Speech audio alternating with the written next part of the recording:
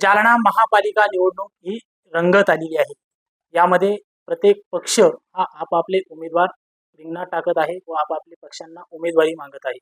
कारण ही जी निवडणूक आहे ही कार्यकर्त्यांची निवडणूक आहे. मात्र जालन्यात एक वेगळी बातमी आज समोर आलेली आहे. यामध्ये सत्तेत असलेले अजित पवार राष्ट्रवादी गट हा बाहेर पडल्याची चर्चा सध्या पाहायला मिळत आहे. माझ्यासोबत माजी आमदार आहेत. सर, काय सांगाल? सत्तेतून बाहेर पडल्याची चर्चा आलेली आहे. सत्तेतून बाहेर पडलो असंच लगेच म्हणता येणार नाही. सकाळी आम्ही याबद्दल सविस्तर सांगू. पण जवळजवळ आम्हाला आजपर्यंत महायुतीने कुठेही विश्वासात घेऊन निश्चित असा आमचा आकडा मान सन्मान राहील असं सांगितलेलं नाही. त्यामुळे कार्यकर्त्याची प्रचंड नाराजी आमच्यावर ओढवायला लागली आणि ही नाराजी कमी व्हावी म्हणून आम्ही या ठिकाणी निकाल घेतो आहे की मोठ्या संख्येनं उद्या आम्ही फॉर्म भरणार. 65 जागा आहेत आमच्या. 65 फॉर्म भरू. महायुतीने जर आमचा स्वीकार केला 15 जागेचा तर निश्चित पद्धतीने आम्ही ते महायुती बरोबर जाऊ. हे झालं माहितीचं. तुम्ही किती जागांची मागणी त्यांच्याकडे केली होती भाजप? आम्ही 20 जागांची मागणी केली. पण प्रत्यक्षात त्यांनी त्याच्यावर उत्तरच देणं टाळलं. अजून कमी करा, अजून कमी करा, अजून कमी करा असं म्हणत शेवटी त्यांनी एकच सांगितलं, आम्ही आपसापसात एवढे वाटून घेतलेले आहेत आणि एक जागा आम्ही ब्रह्मानंद चव्हाणला दिलेली. त्यामुळं आमच्या लक्षात आले की या ठिकाणी राष्ट्रवादी काँग्रेसचा विचार हा थोडासा दुय्यम दर्जाचा होतोय आणि ते काही बरोबर आहे असं मला वाटत नाही. कारण एकेकाळी महाराष्ट्रामध्ये काँग्रेस आणि राष्ट्रवादी असताना राष्ट्रवादीने एक नंबरची भूमिका या महाराष्ट्रात बजावलेली आहे. आणि आता या आर्दड साहेबांनी सांगितल्याप्रमाणे मराठवाड्यामध्ये ज्या काही निवडणुका नगरपालिकेच्या झाल्या त्यामध्ये राष्ट्रवादीनी नेत्रदीपक अशी कामगिरी करून भाजपच्या 355च्या खालोखाल 301ची जबाबदारी राष्ट्रवादीने खातं उघडलेलं आहे. त्यामुळे राष्ट्रवादीला दुर्लक्षित करून चालणार नाही असं मी मागच सांगितलं होतं. पण दुर्दैवानं आम्हाला हलक्यात घेऊ लागलेलं आहे की काय असं आम्हाला वाटायला लागलेलं आहे. त्यामुळं आम्ही सर्व कार्यकर्ते अस्वस्थ झाल्यामुळे ते आमच्याकडे येत आहेत. त्यामुळे कार्यकर्त्याच्या प्रेशरखाली आम्हाला काही निकाल घ्यावे लागत आहेत आणि मग कदाचित उद्या जर ते नाही ऐकलं गेलं तर वेगळी लढण्याची भूमिका जर स्वीकारावं लागली तर निश्चित स्वीकारू. तुम्ही आता म्हटलंय तुम्हाला हलक्यात घ्यायला लागले. कोण? भाजप तुम्हाला हलक्यात घ्यायला लागले? महायुतीचे नेते एकंदर सगळे. 5 ते 6 बैठका झाल्यात. मोठ्या गुप्त बैठका सांभाळल्यात. या बैठकीला तुम्ही होता? नाही, मी फक्त एक बैठकीत होतो. त्या बैठकीमध्ये जवळजवळ होत आलं आणि त्या ठिकाणी सांगितलं गेलं की बा तुम्हाला मी जे आधी बोललो तेच सांगितलं गेलं आणि आम्ही आर्दड साहेब होते, आम्ही होतो. आम्ही सांगितलं की सन्मानजनक जागाची मागणी आमची पूर्ण होत असेल तर आम्ही महायुती बरोबर आहे, अन्यथा आम्हाला वेगळा विचार करावा लागेल असं सांगून मी बाहेर पडलो. आता तुमची काय मागणी आहे? आता मागणी हीच आहे की आमचे ज्या आम्ही प्रस्ताव दिलेला होता तो प्रस्ताव मान्य करावा किंवा कमीत कमी बाबासाहेब पाटील आमचे सहकार मंत्री त्यांच्या घरी आलेले असताना त्यांनी जे ऑफर दिली होती की तुमच्या घड्याळाच्या 8 जागा आम्ही तुम्हाला देऊ आणि 1 कॉपची देऊ, अशा पद्धतीने त्यांनी विषय मांडला होता. तो पाळला तरी आम्ही समाधानी आहोत. तुमचे नेते बाबासाहेब पाटील 2 ते 3 दिवसापूर्वी आले. मोठी चर्चा दिवसभर चालली. ही चर्चा कशी झाली? चर्चा सकारात्मकच झाली. यश आलं चर्चेला? आलं असतं तर मग ही वेळ आलीच नसती पत्रकार परिषद घ्यायची. राष्ट्रवादीचे आमचे वरचे नेते सुद्धा सातत्यानं आम्ही ज्या वेळेस त्यांना विचारलं त्या वेळेस ते सकारात्मक युतीच करा अशाच मताचे होते. पण शेवटी हेही त्यांनी सांगितलं की निर्णय हा स्थानिक पातळीवर तुम्हाला घ्यायचा आहे, कारण तुम्हाला तिथल्या स्थानिक परिस्थिती माहिती आहे, कार्यकर्त्याची भावना तुम्ही जाणता, त्यामुळे त्या पद्धतीने तुम्हाला जे निर्णय घ्यायचा तो घ्या, हे स्वातंत्र्य त्यांनी आम्हाला दिलेलं आहे. सर, काय सांगाल? संपूर्ण शहरात चर्चा आहे की तुम्ही महानगरपालिकेत या युतीमधून बाहेर पडले. तसं ऍक्च्युअली बाहेर पडलं असं म्हणता येणार नाही. आम्ही सतत त्यांच्या संपर्कात होतो. जसं की अगोदरच अध्यक्ष महोदयांनी सांगितल्याप्रमाणे की 3 दिवसापूर्वी आपले राज्याचे सहकार मंत्री आमचे नेते यांना राज्याच्या मुख्यालयातून मुद्दाम म्हणून युतीसाठीच पाठवण्यात आलं होतं.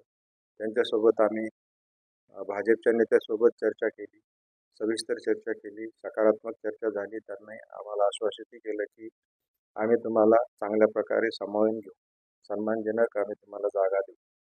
त्यानंतर आम्ही शिवसेनेच्या नेत्याकडे गेलो, त्यांच्याकडेही सविस्तर चर्चा झाली. त्यांनी सकारात्मक पद्धतीनं आम्हाला प्रतिसाद दिला. त्यांनी सांगितलं की भाजप आणि शिवसेनेचं एकदा शेअर निश्चित झाला, जागा वाटपाचं निश्चित झालं की तुम्हाला आम्ही दोघं मिळून सन्मानजनक जागा देऊ आणि आपण युतीमध्ये निवडणूक लढू. परंतु सारखं आम्ही पाठपुरावा करत आहोत आणि ते आम्हाला कळवतील याची वाट पाहत आहोत. आमचे सगळे जे कार्यकर्ते आहेत, जे इच्छुक उमेदवार आहेत, ते बेचैन आहेत, ते रेस्टलेस झालेले आहेत आणि त्यांना असं वाटतं की आता फॉर्म भरायचं शेवटचा दिवस उद्याचा आहे. म्हणून आजही आम्ही भाजप आणि शिवसेनेची संपर्क करून आमचा तुम्ही कसा विचार केलेला आहे त्यांना विचारण्याचा प्रयत्न केल्यानंतर असं लक्षात येतं की असं आम्हाला त्याच्यातून उमजलं की आणखी काय आमचा विचार त्यांनी केलेला नाही. अशा वेळी एक पक्ष म्हणून या निवडणुकीसाठी आमची एक भूमिका असण्याची गरज आहे. जसं की सांगितल्याप्रमाणे मराठवाड्यामध्ये आम्ही मागच्याच नगरपालिका इलेक्शनमध्ये नंबर 2चा पक्ष म्हणून पुढे आलेलो आहोत. राज्यामध्ये सत्तेत आम्ही नंबर 3चे जरी असलो तरी मराठवाड्यामध्ये आम्ही नंबर 2ची जागा मिळवलेली आहे. त्यामुळे आमच्या कार्यकर्त्यांमध्ये उत्साह आहे आणि आमचे जे काही इच्छुक उमेदवार आहेत त्यांच्यामध्ये सुद्धा उत्साह आहे. आमच्याकडे काही प्लॅनिंग आहे, आमच्याकडे एक डिटर्मिनेशन आहे. हे सगळं स्वस्त बसून चालणार नाही. शेवटी वाट किती बघायची. म्हणून आम्ही उद्या त्यांच्यासोबत ज्या प्रस्तावावर चर्चा केली तेवढ्या हातीपर्यंत सुरुवातीला फॉर्म भरायचं ठरवलेलं आहे आणि त्यानंतर जर पुन्हा त्यावरती काही निरोप नाही आला तर ऑटोमॅटिकली पुढे जी लोक आमच्याकडे उपलब्ध होतील, जी सक्षम वाटतील, त्यांच्याकडे विनॅबिलिटी आहे, म्हणजे जिंकून येण्याचं ज्याच्याकडे क्वालिटी आहे, अशा सगळ्या लोकांना सोबत घेऊन आम्ही ह्या निवडणुकीला सामोरे जाऊ. एक तर त्यांच्या प्रतिसादावर अवलंबून आहे की आम्ही युतीत असू की आम्ही सोबत असू. किती ठिकाणी तुम्ही फॉर्म भरणार, किती जागा? सुरुवात आम्ही 14 ते 15 ठिकाणी करत आहोत आणि त्यानंतर प्रतिसाद काय येतो त्यानंतर पुढची भूमिका आमची राहील. मला सांगा, ही जी निवडणूक आहे ही फक्त कार्यकर्त्यांची निवडणूक आहे. कार्यकर्त्यांच्या काय भावना आहेत? सुरुवातीपासूनच जे आमचे कार्यकर्ते होते त्यांची इच्छा होती की महायुतीमध्ये जायचं. आमचे जिल्हाध्यक्ष आदरणीय रवींद्रनाथ चव्हाण साहेब, मधुकरराव जाडजर साहेब यांनी अशी भूमिका ठेवली ती महायुतीच आपल्याला या निवडणुकीत पुढे जायचं आहे. परंतु वेळोवेळी विनंती केल्यानंतर आम्ही त्यांना संपर्क साधला आणि आमचे नावं त्यांना युतीतले दिलेले आहे. तर या 65 ठिकाणी आम्ही पहिले 20 जागेचा प्रस्ताव दिला.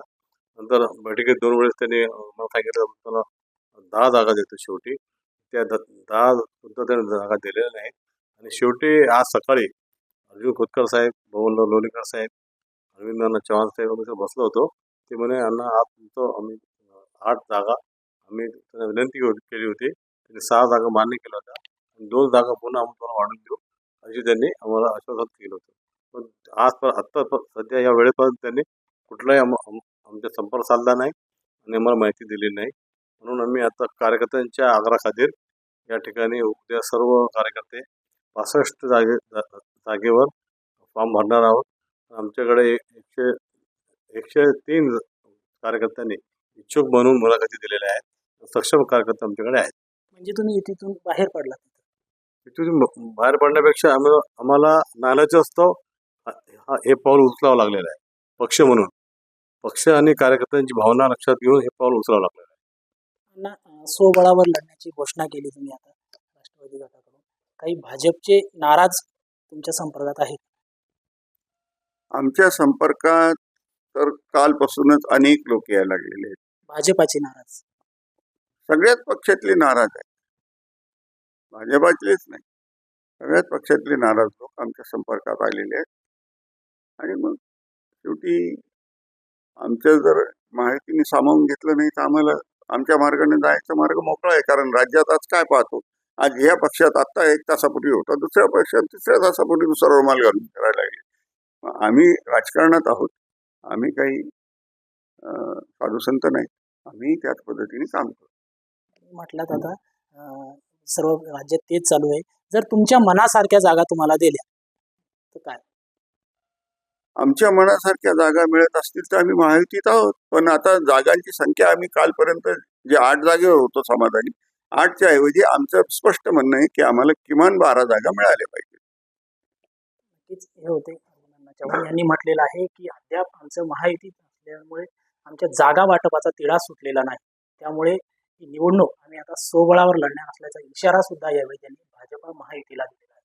आता भाजप व महायुतीत असलेले पक्ष यांच्या इशाऱ्याचा किती गांभीर्याने विचार करतात व त्यांना किती जागा देतात हे सुद्धा पाहणं महत्त्वाचं ठरणार आहे. महाराष्ट्र टाइम्स ऑनलाईनसाठी योगेश काकफळे, जालना.